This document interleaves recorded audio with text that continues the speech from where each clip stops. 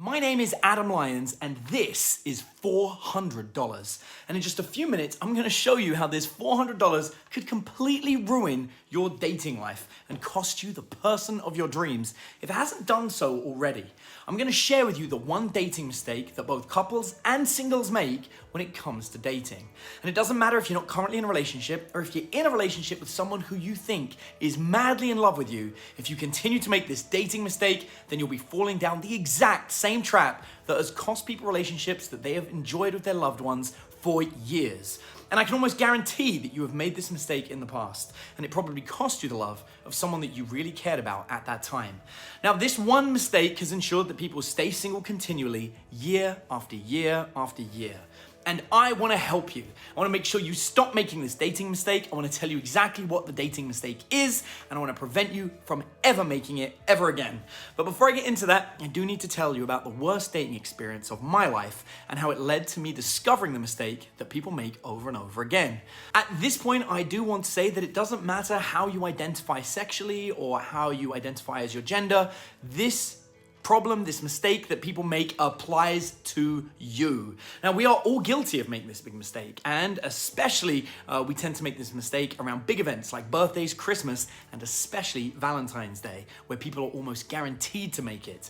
I can almost guarantee that you're probably making this mistake at some point in the next couple of months. And by the way, if you are in a relationship and you've noticed that your sex life isn't what it used to be, or you're single and you're wondering why people stop contacting you after the first date or two, I guarantee you it's because of this same mistake. Now, my worst dating experience was many years ago now, and since then I've gone on to become regarded as one of the world's leading dating experts. I've written columns for AskMen.com, I've appeared in some documentaries, and I've even given advice on TV shows like Steve Harvey, The Today Show with Megyn Kelly, MSNBC, Fox News, and so many more. Now, before I became the person known as being one of the world's leading dating experts, however, I was just a regular guy, just an average dude who, to be honest with you, really didn't know how to go about getting dates. And sure, I'd get a date every so often, but they always fell apart and never wanted to see me again. None of them, not a single one, went as bad, however, as the one I'm about to explain to you. And the reason for this date going so badly is because I made that same mistake, the very same mistake that you're likely to make in the near future. You see, what happened was I'd been single for a while and I found it very difficult to get a date. And I decided I would ask one of my friends if he knew anybody that was single and maybe he could pair me up with them, because after all, I'd been single for so long. And by the way, if you've never done that before, it's actually one of the easiest and fastest ways to meet somebody that I can think of. And it's actually very funny how many people go out every weekend trying to get lucky when they could just, ask one of their friends if they can introduce them to somebody else who's single instead. It works really well around Valentine's Day, but you could do it at any time. All you have to do is go up to one of your friends and say, hey, do you know anybody that's single? And they might want to go out to grab a bite to eat, at lunchtime, maybe on Valentine's Day. By the way, I always make it lunchtime because it removes the pressure that would come with meeting somebody for an evening. And after all, if it goes really well, then you can always plan another date at some point in the future. Anyway, despite the fact that my friend set this up for me, I still made this same dating mistake. He set me up a date with a single friend of his, and initially I was kind of nervous, but as we began texting, I could tell that she seemed to like me, and to be completely honest with you, I kind of got excited. I'd been single for a very long time, and the last few dates that I went on all went really badly. But here was somebody who would agree to not only go out to dinner with me, but essentially she said that she'd spend the entire night hanging out with me. And I was over the moon. In fact, I was so ecstatic, and that even though my friend had set it up, I had that kind of, giggly feeling you get, like butterflies in your stomach, and I wanted to put on my best show. Now, I remember distinctly making reservations at an incredibly expensive Italian restaurant in central London in Mayfair because I really wanted to impress this girl. And when she turned up, I was speechless. She was gorgeous. I couldn't wait to spend the entire day, and hopefully the night, with such a beautiful woman, and get to take her to one of the fanciest restaurants in London at the time. Now, between you and me, since then, I've actually dated women who I think are far more beautiful and, to be honest, a lot sexier. But looking back on the situation at the time, I can now remember how I thought that she was one of the most beautiful women I had ever seen in person. And thinking about it, that's probably swayed simply by the fact that she agreed to go on a date with me at all, because I hadn't been on many for a while. But as we walked side by side for the first time, I had that warm, fuzzy feeling in my chest. Not exactly love, but it's like the start of it. You know what I mean? Like, I don't know if you ever do this, but sometimes we're guilty of doing something that I like to call foreshadowing. It's where you imagine how great something's going to be in the future. And we tend to do this with people we think we might be in love with. And even though it was a first date, I was already thinking about all the amazing things that can happen between us, at some point down the road. So anyway, we go to the restaurant, we sit down, and I must have paid the equivalent of about $200 per person, or $400 to sit down and enjoy the meal. And to be honest, that's when everything started falling apart. Things weren't going the way that I wanted them to, and I really wasn't sure what to do about it. The conversation just it didn't have that flow. Now, naturally, I figured the best thing to do to fix it would be to start ordering alcohol. After all, alcohol makes everything a little bit better, right? So I ordered an expensive glass of champagne to try and show off to her. Now, this is the point where I should probably tell you that back then, I really didn't have much money. I was kind of just like an average guy. Like, I had a job, but it was a simple 9-to-5 job working in an office. I didn't make a lot of money, and buying expensive champagne and an expensive meal for two was not something that I could just do without sticking it on a credit card. But I did really want to impress this woman. I wanted to show her just how awesome I was, and I didn't want to let this date fall apart like all of the other ones had recently. Now, after the meal, as you can probably imagine, she wasn't really keen on the idea of hanging out with me. The conversation wasn't flowing well, and I suppose she just wanted to get out of there. And essentially, I was trying to use money to compensate for my less than awesome at the time personality, and that just doesn't work. By the way, that's a little bit of a clue as to what the big mistake is that everybody makes on their dating life, and the thing that can ultimately cost somebody their relationship. What I did next only made the situation far worse, and this is ultimately what led me to discover the mistake that people make when they're dating.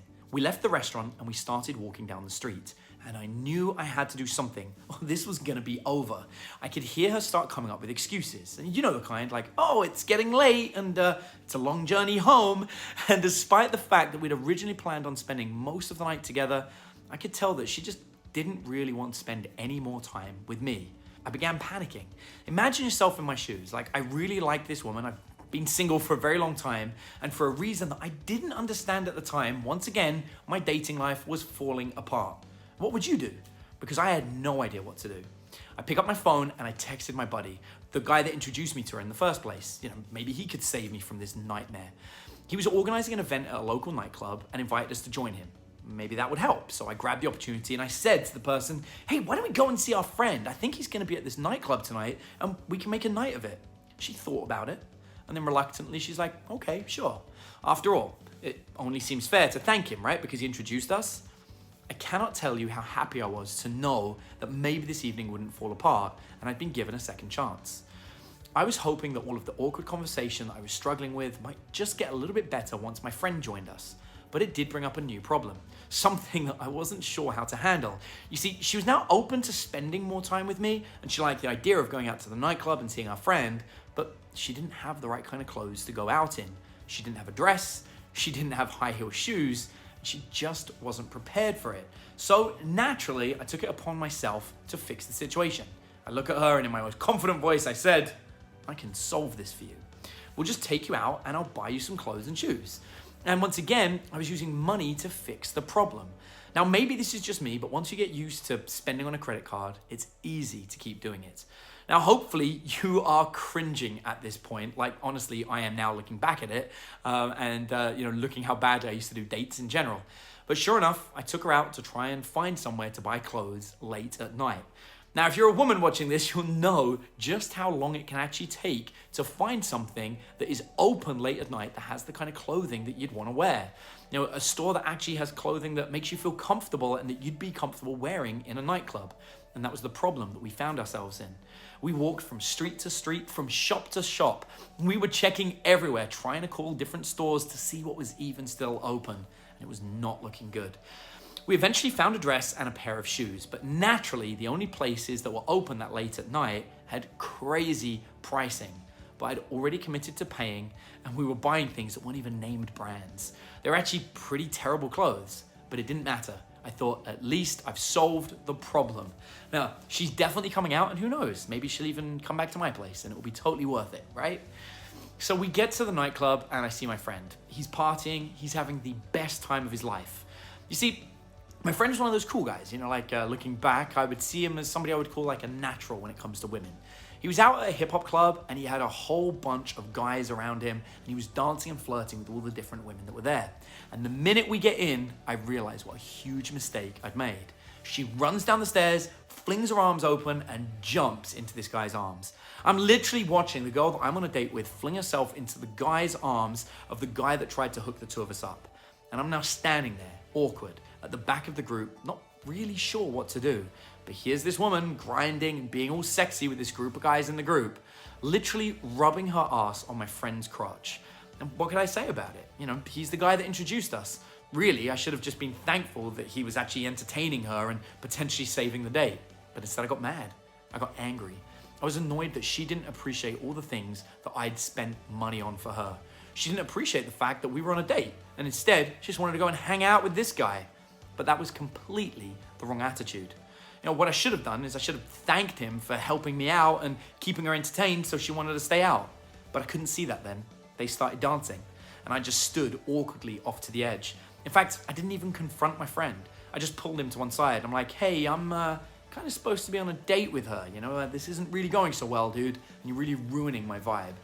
He actually apologized to me. He's like, look, man, I'm sorry. Look, I'm here to help you. And he tried to get the two of us dancing together. And we did for a while. But it was kind of awkward and it didn't really go anywhere near where I wanted it to. Long story short, I excused myself and I walked out, leaving her partying with all of the guys in the dress and shoes that I bought for her. Now, the point of this is I made some classic mistakes on that date that since then I've learned are some of the worst things that you can ever do. There's actually some pretty well-known dating advice where you should never spend money on someone on a date, and I actually believe that's completely wrong. There are definitely times when it is okay to spend money on somebody that you care about, especially if you're watching this and you're in a relationship. There is nothing wrong with spending money on a loved one, but there is a classic mistake that many people do when it comes to money and dating. And I do want to explain the difference for you and help you identify what that big dating mistake is and that there is a better thing that you could be doing, especially if you have a big event coming up like a birthday or an anniversary or even Valentine's Day, because this is the time that people are most likely to make the mistake. They make the mistake of trying to buy the date. And what I mean by that is people make the mistake of just purchasing things, right? Like items, food, drinks, flowers, as a way to show affection. Now, if you do that, if you make that mistake, then not only are you giving your partner or person that you've just met a terrible date, but you're also ruining your chances of actually getting them to appreciate just how awesome and how thoughtful you are. If you're single, this is an even better opportunity for you because the most important date of your entire relationship is going to be the first one. And you've got to get that first date right. It's so important to do that, especially if you want to see them again or if you want things to become, more intimate between the two of you. So stay with me in this video and I promise you I will share with you not only the best way to handle a date with someone that you care about, but I'm also going to show you the easiest and most effective way to actually meet somebody if you're single. You see, I've had an incredible journey into the world of dating.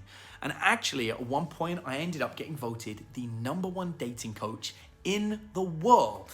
And through that, I ended up going on thousands of dates. And when I was out on these dates, I would take the time to experiment from doing really big gestures, where you spend a lot of money on somebody to try and show off to somebody, right through to getting them to pay for absolutely everything so I didn't have to pay a penny. And I learned that there is a classic mistake people make when going on dates, and more importantly, I found the solution. You see, the one thing that you can do to ensure that not only do you never make this mistake, but that every single date you go on, your partner will consider is the best date they have ever been on. And this doesn't matter if you're single or if you've been in a relationship with somebody for 25 years, they will still feel that this was the best date they've ever had. You see, because ultimately what it comes down to is this. If you're looking to do something great on a date, something that makes you really, really memorable and makes you someone that they want to be with, that they fantasize about, then you need to avoid the classic mistake of buying them something. This is the thing that everybody does. They buy dinner, they buy chocolates, they buy flowers, buy them a freaking teddy bear, they'll even take the time and splash out and buy them jewelry. Forget buying things, okay? They have no emotional value. You are literally just throwing away cash and hoping that it will have some kind of meaning. And it doesn't. It doesn't mean anything. Whether it's your first date together or your 200th date, Valentine's Day, their birthday, a date is a chance to really impact somebody else's dating life. A chance to drastically increase their happiness, their affection, and their desire for you. When you exchange that for just buying them food, taking them to the movies, or getting them some kind of tacky gift from Hallmark, you are missing out on the spirit of dating, the foundation that can build your relationship. You see, this is the one time when you can do something incredible. You can blow their brain by just being the tiniest bit thoughtful. Whether you're single or in a relationship, I want you to remember this. Focus on experiences. Experiences are worth so much more than anything that you can actually spend money on. You see, an experience becomes a memory. It becomes something that people attach an emotional feeling towards. In 10 years' time, when they've completely forgotten about the teddy bear with the love heart that you got them, and they can't even remember the taste of the dinner that you bought, the flowers have died pretty much 10 years ago at this point, like a couple of days later, but the memory, the experience that you create with them, that will live on. So my one tip for you is this: whether you're single or you're in a relationship, if you're planning on taking somebody on a first date, or if you're planning for an anniversary or a Valentine's Day or what have you, I want you to create an event, create an experience, something that rocks their world. Now first, we'll talk about what to do when you're single. When you're single, there are so many opportunities to create an awesome first date. And in fact, you can even create a first date that can actually help you meet somebody. And I know this might sound crazy, but it's actually really, really easy to do, and it is incredibly effective.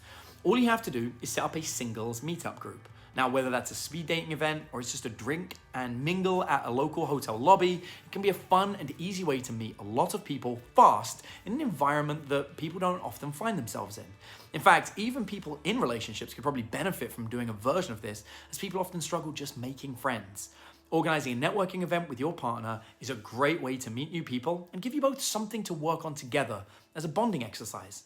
If you do set up some kind of singles meetup event, it's a great way to not only meet a lot of people very quickly, but when you organize the event, you become the leader. You're the person that everybody looks up to.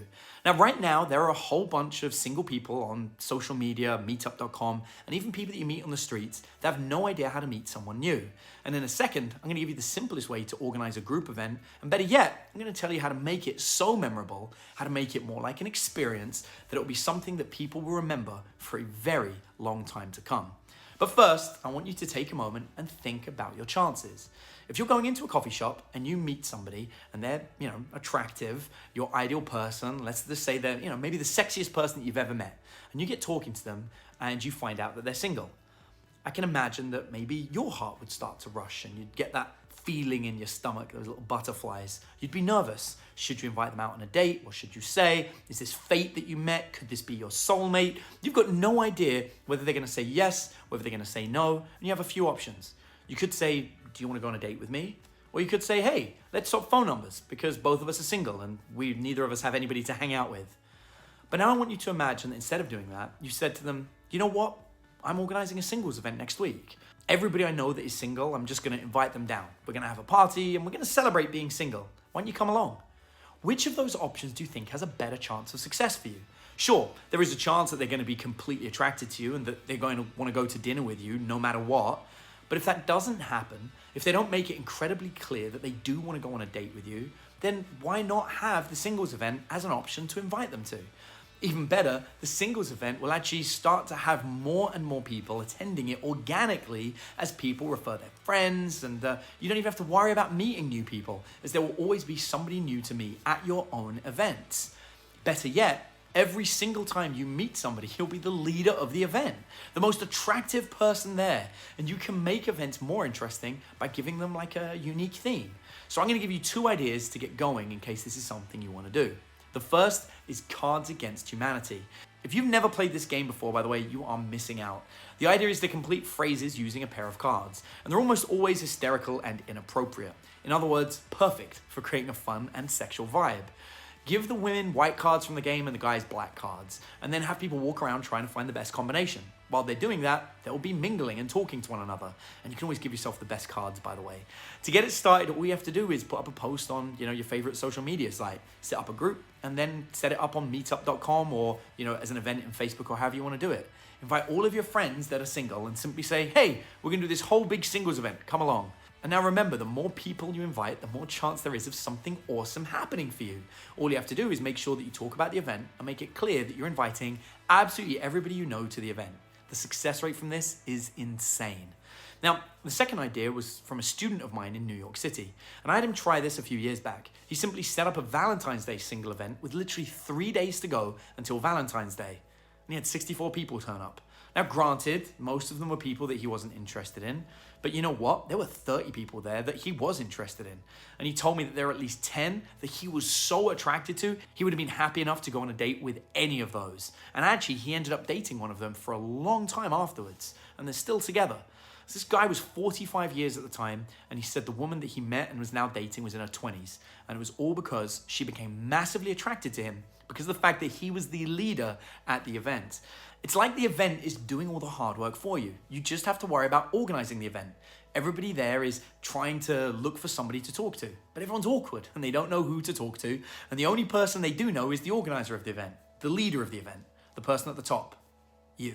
And you'll be the most attractive person in the room. Meeting somebody for you will be easy. The question is, what do you do with somebody once they want to go on a date with you? Now, if you're already in a relationship and you want to take your partner on a date, or let's just say that you followed what I just said and you set up the singles event, and then you meet someone there and you want to take them out on a date straight afterwards. Once again, you get back to the same problem. Will you make the same mistake many other people make and try and use money to buy attraction? Now, you'll be fine if you remember this one thing: create epic events. On a date, whether it's Valentine's Day or a birthday or a first date or whatever, you just, set up dinner. If you just buy someone gifts, it isn't impactful.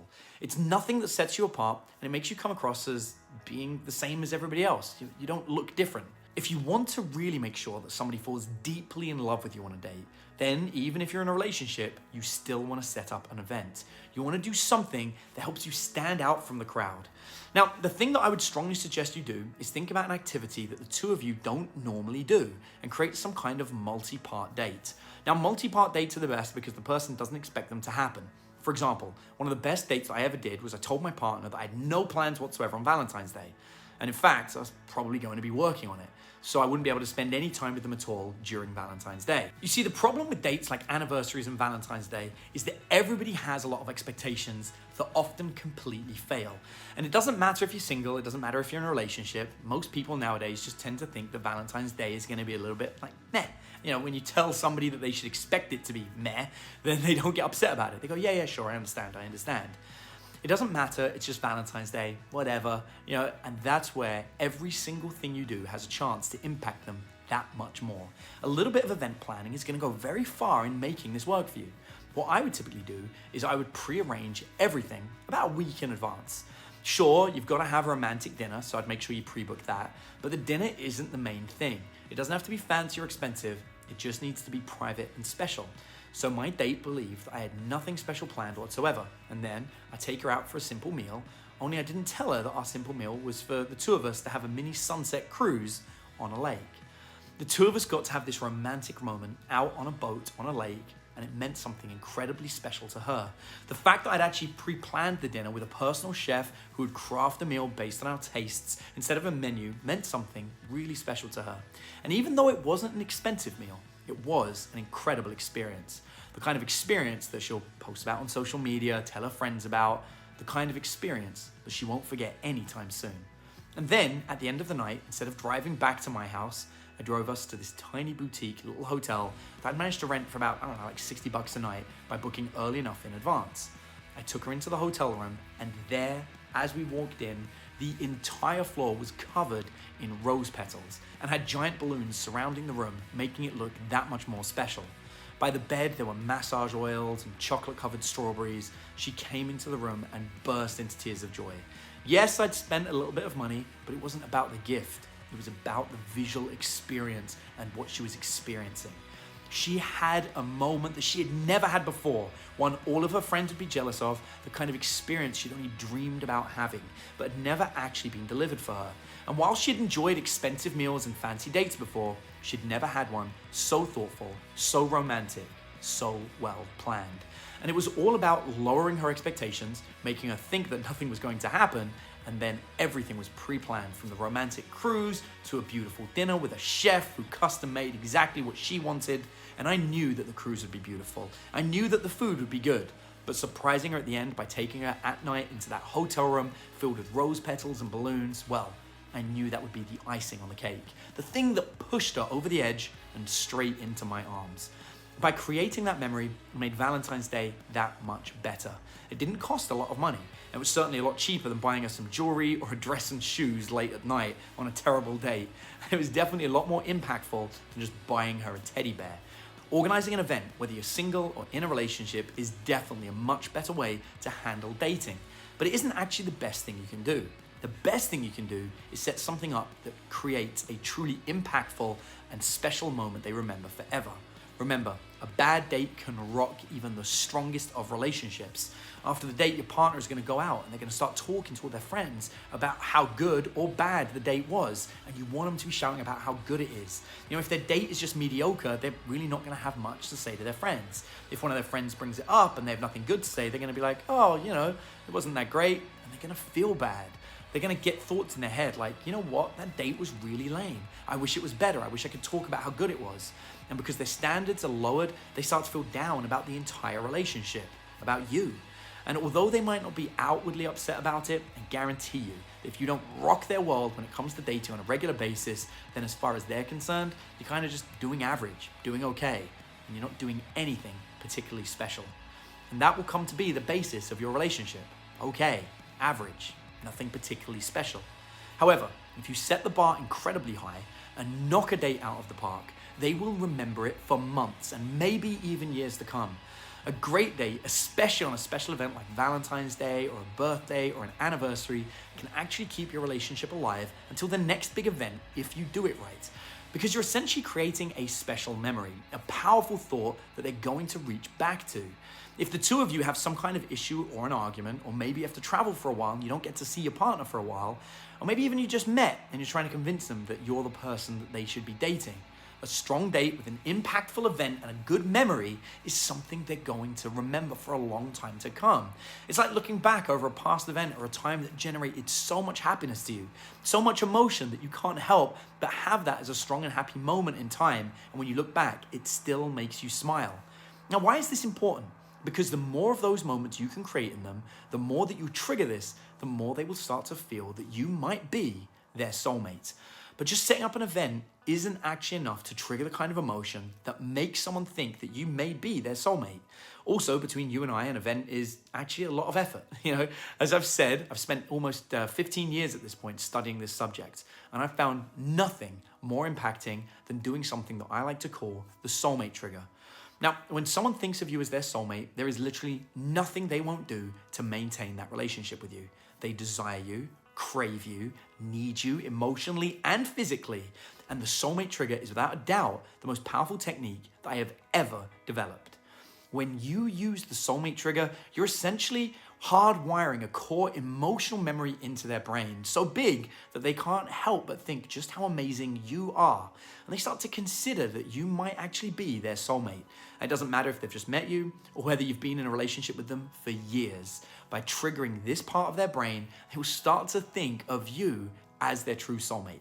And very soon, I'm going to be releasing a program where I'm going to be talking about the soulmate trigger. It's been completely redesigned and revamped and put together especially to help people understand and be able to use the soulmate trigger. And I'm telling you, this is one of the most powerful things I've ever created.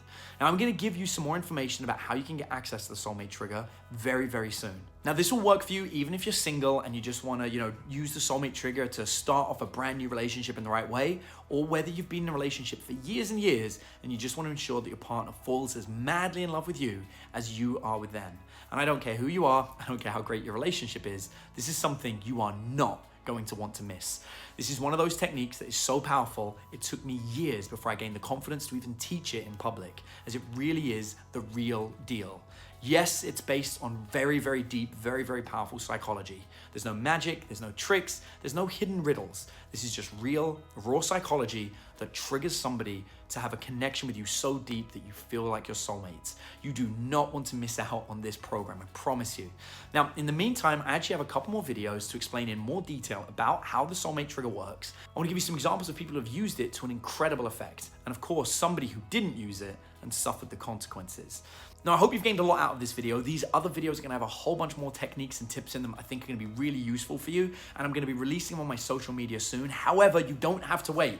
If you look outside of this video, there should be some text with a link that you can click on. You can go right through and start watching the next video right now. So do not miss out. I wanna thank you ever so much for taking the time for watching this training. Be sure you don't miss out on the next video. And if you have really enjoyed it, then please take a moment to maybe leave a comment down below and let me know what you think about this video. Thank you.